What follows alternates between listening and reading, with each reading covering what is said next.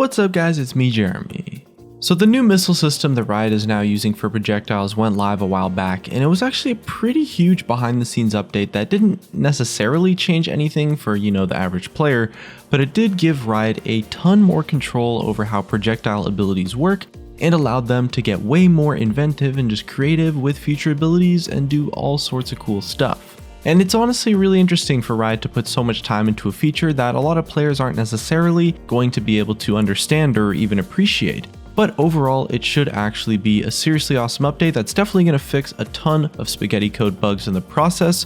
So today, we're kind of just exploring these changes a little bit, and we're going to try to break it down in a much less technical way and talk about how it's kind of made life a lot easier for Riot's code monkeys and has given a lot more creative freedom to the gameplay designers, and it's definitely really cool to see what goes on behind the scenes. And just before we start, I want to give a huge shout out to ProGuides.com for helping me out with the editing on this video. They're actually releasing a new app that's going to be free to use and it's going to be very helpful, so definitely check out their new app, as well as you can check out their site with a free trial with the link in the description. And if you guys enjoyed the video, definitely hit that like button and let's begin. So probably the easiest way to explain the changes to the missile system is probably to compare it to how the system used to work. So Riot actually provided a very complicated flowchart of what they called sort of like this execution flow for missiles, which is essentially the different things they can configure and the order that those things are calculated in. And from looking at this mess, well, you can definitely start to see why League gained such a reputation for having spaghetti code in the past. And this confusing process was a huge reason as to why missiles were so buggy with the old system. It starts out as a group of common missile types, which essentially just groups similar missiles together. The way those missiles function, something along the lines of like Morgana's Q, is controlled by the group that they are in, alongside extra functionality for other differences. Sometimes these extra bits of functionality are shared between other missiles or perhaps even just copy-pasted, which does get pretty confusing to the point where Riot just started color coding similar projectiles. An example they gave about this particular image was the pink code, which was the functionality for how missiles figure out when they were actually colliding with something.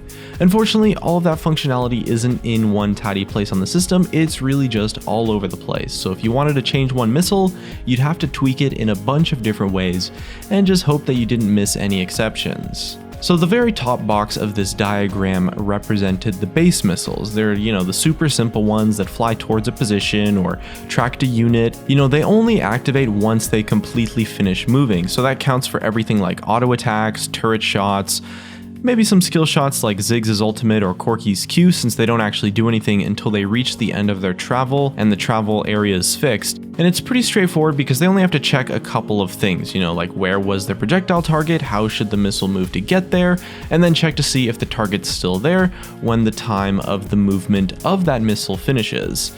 Then they can apply the damage or, whatever the effect is. It's fairly straightforward at that point in terms of how it's calculated. So the next box is for what Riot calls the line missiles, which are essentially just a vast majority of all of the skill shots in the game.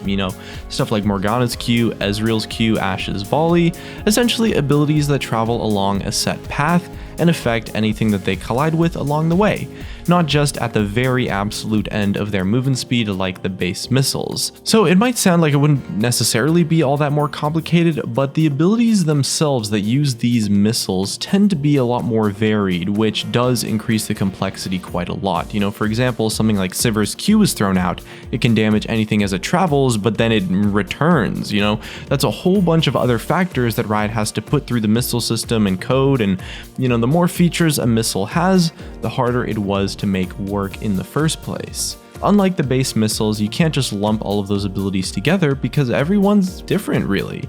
But at the same time, they're actually based on the base missile functionality by default, so changing the base missiles could then break the line missile group, and then you have all sorts of confusing stuff that happens and conflictions, and that's just a nightmare. Essentially what it means is that if you want to change Ziggs' ultimate, you'd have to be careful that in the process you didn't affect the system to where you wouldn't break Lux's Q, Zyra's E, and essentially just every other line skill shot in the game in the process, which is why we saw so many bugs happen.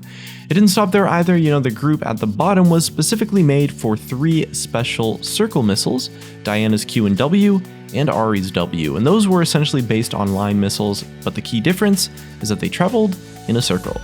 As far as the functionality goes, they worked pretty much the same as line missiles, but that also means they were linked to base missiles and could potentially get messed up as well. On the surface though, you're only going to see issues with spaghetti code, this kind of like very confusing and convoluted design style, in the form of bugs that actually exist in the game, so it doesn't necessarily really affect people all that much when Riot completely rewrote the system. But it did definitely make things a lot less buggy, way more consistent, and way easier for them to develop awesome new missiles in the future. So the rewrite of the missile system had 4 goals. So first up, all of the different types of functionality should be grouped together in the code so that it was super easy to understand and to make changes. Second up, each type of functionality for the missiles shouldn't be dependent on one another. So making changes to the code in one certain category should only alter that specific category without affecting anything else whatsoever. It was also very important to make it easy to understand what missiles should be doing what in general, and also any kind of specific functionality that they create for a missile should be separate from the main system completely, so that it's not going to mess with the more basic projectiles in the game when you wanted to do something a little bit more clever.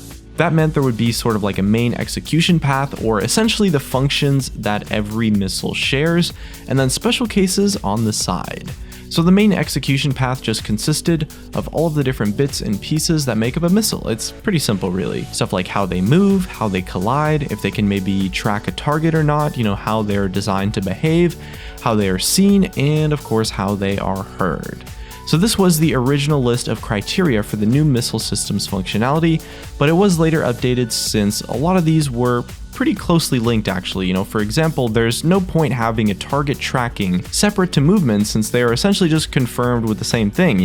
Either there's no tracking and the movement just behaves normally, or there is tracking and the movement is just directly towards the target.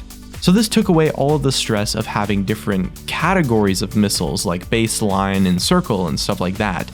You could just code the ability using whatever functionality it needed based on how the gameplay designers wanted it, and you were just good to go. No messing around with defaults or potentially introducing new bugs on other abilities in the process. Take something like Ezreal's Q for example. It should, move in a straight line, it should collide with any enemy or neutral unit that it hits in its trajectory, and it shouldn't track anything since it's a skill shot and it has to be aimed. So tie that in with stuff like the sound effects, the particle effects for the ability, and you're left with just a functioning ability. So not only did this update make the missile system a lot less intimidating in terms of the actual coding behind it, but it also made bug finding and bug fixing a lot easier as well, since a bug with one ability would probably not require messing with the missile system at all. The same goes for bugs with general functionality. Riot gave an example of a bug that really pissed players off for a long time, missiles that just wouldn't collide with a target and would just travel right through someone. And that was a bug that I think probably everyone experienced once, and probably more than once to be fair. And when the system was a super crazy mess, finding a solution for that is like finding a needle in a haystack. First off, where the hell does the bug even come from in the first place, right? Like, how do you even figure that out? Second off, actually fixing it, where are you supposed to figure that out? But after cleaning up all of the collision functionality and putting it all in one place, it's a lot easier now to see where a certain issue might actually be. Riot just have to reproduce the bug with a specific ability, look at what specific scenarios in that collision code were having problems, they can just patch those up, and there you go, no more abilities not hitting what they're supposed to hit. So the part of this that is a lot more relevant to League players outside of the knowledge that there's going to be less bugs is that it's really leading to improvements in missile designs for reworks and future champions. Say you're designing like this super cool telepathic champion and you want to make an ability that tracks the mouse instead of the target actually. So like he fires out kind of like a homing blast and it follows your mouse cursor for a few seconds so you can try to steer that missile into people like a Scion ultimate or something like that.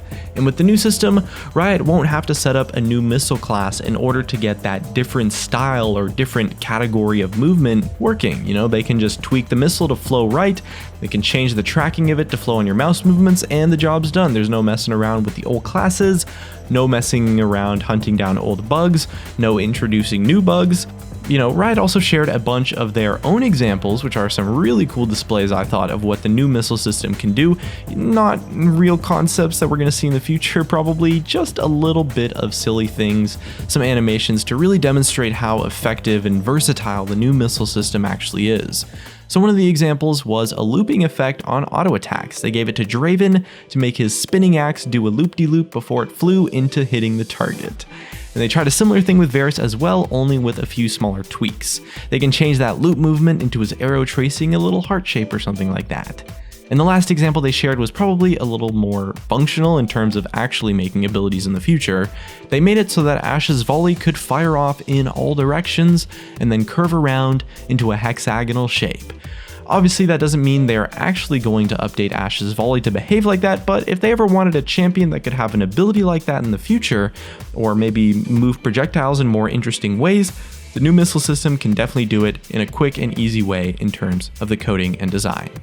Anyway, that's just about going to wrap up everything we wanted to go over about League's new missile system.